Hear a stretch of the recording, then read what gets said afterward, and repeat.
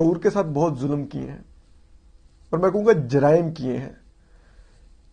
عامر لیاقت جیسے شخص کو انہوں نے اسکرین دے کے اس ملک کے پر ایک اسکالر کے طور پر، مذہبی اسکالر کے طور پر مسلط کیا.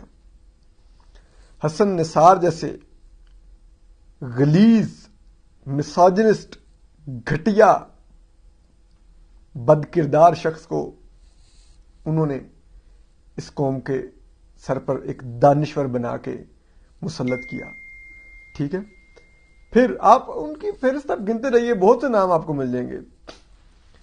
آپ کو حافظ طاہر خلیل سے لے کے تو حنیف خالد سے لے کے تو مطلب ایک فہرست ہے، حذیفہ رحمان سے لے کے ایک مطلب ایک انہوں نے ایک گندے انڈوں کی پوری ایک جسے کہتے ہیں نا ایک لاٹ متعارف کروائی ہے اپنے اخبار اور اپنے ٹی وی پر. ٹھیک ہے، اسی میں ایک جو ان کی ایک دریافت ہے وہ رشاد بھٹی بھی ہے.